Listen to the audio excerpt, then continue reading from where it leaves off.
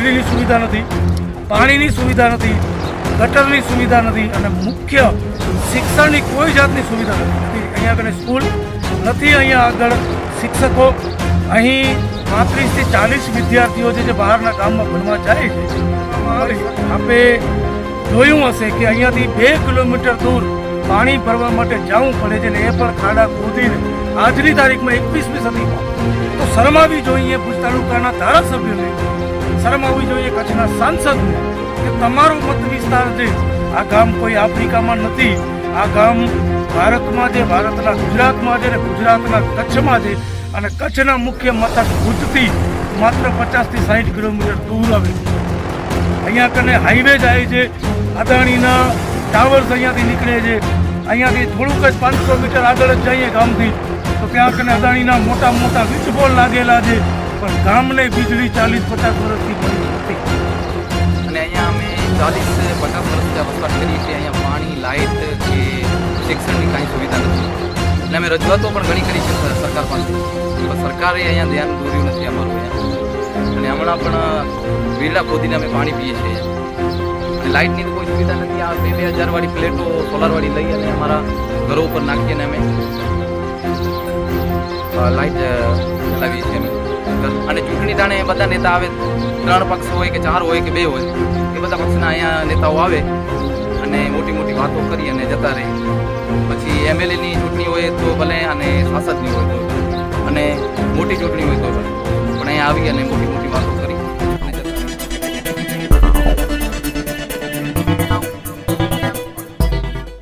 નમસ્કાર, આવાજ જનતા કી માંથી હું દતેશ ભાવસાર. આઝાદીને 78 વર્ષ થયા, પરંતુ આજે પણ કચ્છ જિલ્લામાં એવા અનેક ગામડાઓ છે કે જ્યાં પાયાની સુવિધાઓ નથી. એ ગામમાં પીવાનું સ્વચ્છ પાણી નથી મળતું, એ ગામમાં ગટરની કોઈ સુવિધા નથી, એ ગામમાં એક સ્કૂલની સુવિધા નથી. અને હદ તો ત્યારે થઈ જાય છે કે એ ગામમાં આઝાદીના 78 વર્ષ થઈ ગયા, પરંતુ હજી સુધી વીજળી પહોંચી નથી. ગુજરાત સરકાર અને દેશમાં જ્યારે નરેન્દ્ર મોદી પ્રધાનમંત્રી પદે બેઠા છે ત્યારે ખૂબ જ મોટી મોટી વાતો થઈ. ગુજરાત મોડલની ખૂબ મોટી વાતો થઈ. સુફલામ યોજનામાં દરેકે દરેક ગામમાં લાઇટો પહોંચાડવાની વાત થઈ, પરંતુ દ્રોબાણા વાંઢ જે છે, આ જે ખાવડા છે, જે કચ્છનો સફેદ રણ છે એની નજીક આવેલો છે, એ વિસ્તારમાં આજે પણ લોકોના ઘરમાં લાઇટ નથી અને લોકો સોલારના માધ્યમથી નાના નાના ટમટમિયાઓ બાળી અને પોતાના ઘરમાં વીજળી કરે છે. દુઃખની વાત તો એ છે કે એ ગામમાં 40 થી 50 જેટલા વિદ્યાર્થીઓ હોવા છતાં પણ એક પણ સ્કૂલ બનાવેલી નથી અને એ ગામના વિદ્યાર્થીઓ નજીકના 10, 15, 20 કિલોમીટર દૂર ગામમાં ભણવા જઈ રહ્યા છે. આપણે વાતો તો મોટી મોટી કરી, ચંદ્ર ઉપર પહોંચી ગયા, મંગળ ઉપર જવાની વાતો છે, સૂરજ ઉપર જવાની વાતો છે, પરંતુ આપણા દેશના નાગરિકોને પાયાની સુવિધા પણ આપણે નથી આપી શક્યા. એ આ દ્રશ્યો ઉપરથી પ્રસ્થાપિત થાય છે. મોટી વાતો ઘણી બધી થાય, ચૂંટણીઓ આવે ત્યારે આ ગામના લોકોને ખૂબ જ આશ્વાસનો દેવામાં આવે, કોણીએ ઘોડ ચોંટાડવામાં આવે, પરંતુ ચૂંટણીઓ પતી ગયા પછી એ ગામના લોકોને કોઈ જ સુવિધા મળતી નથી. દુઃખની વાત એ છે કે આ ગામમાં જે દ્રોબાણાની નજીક આવેલો છે, ધુનારા વાંઢ ગામનું નામ છે, એ ગામમાં પીવાનું પાણી નથી મળતું અને ગામથી 2 કિલોમીટર દૂર ગામના લોકો વીરડા બનાવીને આજે પણ પીવાના પાણીની વ્યવસ્થા કરે છે.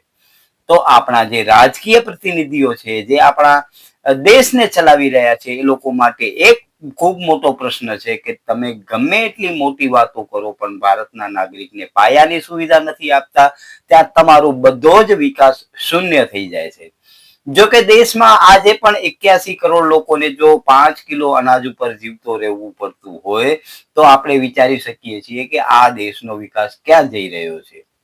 કચ્છ નહીં દેખા તો કુછ નહીં દેખાની મોટી મોટી વાતો થઈ, પરંતુ આ ગામની નજીકથી હજારોની સંખ્યામાં પ્રવાસીઓ આવે છે, સહેલાણીઓ આવે છે, કચ્છનો સફેદ રણ જોવા માટે આવે છે, પરંતુ આ ગામમાં આજે પણ કોઈ સુવિધાઓ નથી અને જેના કારણે આ ગામના જે વિદ્યાર્થીઓ છે એમનો આખો જીવન અંધકારમાં જાય છે.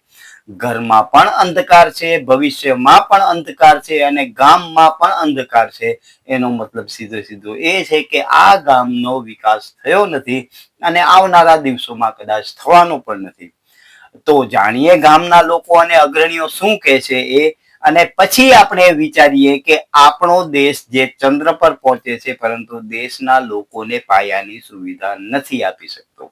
જાણીએ ગામના લોકો અને અગ્રણીઓ. મારું નામ છે મોરજી ઉમરસમા અને મારા ગામનું નામ છે દુનારાવાડ ધ્રોબાણા ગ્રામ પંચાયતમાં આવેલું છે આ ગામ.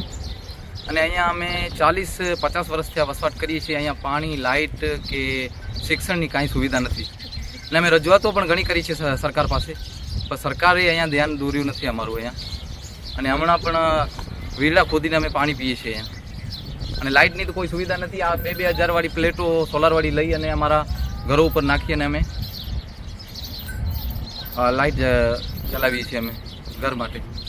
અમે સરકારને રજૂઆત 2005થી અમે રજૂઆતો કરતા આવ્યા છીએ, પણ હજુ સુધી કાંઈ ધ્યાન દોરવામાં આવ્યું નથી.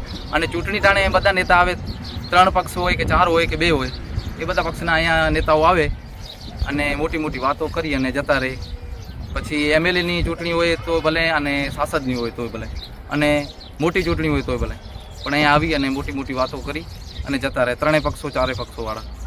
કાંઈ પણ અહીંયા સુવિધા છે જ નથી અમારા ગામમાં. સ્કૂલ માટે અમે રજૂઆતો કરી છે અને અરજીઓ પણ દીધેલી છે શિક્ષણ મંત્રી સુધી, પણ અમારો સ્કૂલનું કાંઈ ઉકેલ આવ્યો નથી. અમારા બાળકો અહીંયાથી કોટડા 1-1.5 કિલોમીટર જે અહીંયા જાય છે અને ધ્રોબાણા 3-4 કિલોમીટર છે ત્યાં ભણવા જાય છે. આજે ભુજ તાલુકાના એ બન્ની પશ્ચિમ વિસ્તારમાં આવ્યા છીએ. ખાવડાથી 10 કિલોમીટર દૂર છે. આ ગામમાં જેને કહેવાય બેઝિક સુવિધાઓ જે બંધારણમાં આપેલી છે, બંધારણ લાગુ થયું અને 75 વર્ષ થઈ ગયા, છતાંય પણ કચ્છ નહીં દેખા તો કુછ નહીં દેખા, કચ્છને વિશેષ દરજ્જો ભારતના બંધારણમાં આપેલું છે, છતાંય પણ કચ્છના એવા છેવાડાના ગામડાઓ જે આ બોર્ડર લાગુ પડે છે, અહીંયાથી માત્ર 40 કિલોમીટર છે બોર્ડર. આપે આ ગામમાં વીજળીની સુવિધા નથી, પાણીની સુવિધા નથી, ગટરની સુવિધા નથી, અને મુખ્ય શિક્ષણની કોઈ જાતની સુવિધા નથી. અહીંયા આગળ સ્કૂલ નથી, અહીંયા આગળ શિક્ષકો. અહીં 35થી 40 વિદ્યાર્થીઓ જે બહારના ગામમાં ભણવા જાય છે. તો મારી સરકારને વિનંતી છે કે તાત્કાલિક ધોરણે પહેલે શિક્ષણની વ્યવસ્થા કરવામાં આવે, લાઇટની, ગટરની, પાણીની સગવડ કરવામાં આવે. આપે જોયું હશે કે અહીંયાથી 2 કિલોમીટર દૂર પાણી ભરવા માટે જવું પડે છે, ને એ પણ ખાડા ખોદીને. આજની તારીખમાં 21મી સદીમાં તો શરમ આવવી જોઈએ ભુજ તાલુકાના ધારાસભ્યોને, શરમ આવવી જોઈએ કચ્છના સાંસદને કે તમારો મત વિસ્તાર છે. આ ગામના લોકો સાથે વાત કરી તો એમણે કીધું કે અમે વર્ષોથી ખોબા મત ભાજપને આપતા આવ્યા છીએ, છતાંય પણ અમારું કોઈ જાતનું કામ થતું નથી. તો મહેરબાની કરી અને જનપ્રતિનિધિ તરીકે તમે છો તો તમે આ ગામમાં આવો, આ ગામના આગેવાનો સાથે મુલાકાત કરો અને આ ગામમાં જે વિકાસની ખૂટતી કડીઓ છે એને તમે આગળ વધાવો અને જેટલી પણ સગવડો જોઈએ આ ગામને આપો, તો જ સબકા સાથ સબકા વિકાસ કહેવાશે. આ ગામ કોઈ આફ્રિકામાં નથી. આ ગામ ભારતમાં છે, ભારતના ગુજરાતમાં છે, અને ગુજરાતના કચ્છમાં છે, અને કચ્છના મુખ્ય મથક ભુજથી માત્ર 50થી 60 કિલોમીટર દૂર આવેલું છે. અહીંયા કને હાઈવે જાય છે, અદાણીના ટાવર્સ અહીંયાથી નીકળે છે. અહીંયાથી થોડુંક જ 500 મીટર આગળ જ જઈએ ગામથી તો ત્યાં કને અદાણીના મોટા મોટા વીજ પોલ લાગેલા છે, પણ ગામને વીજળી 40-50 વર્ષથી મળી નથી.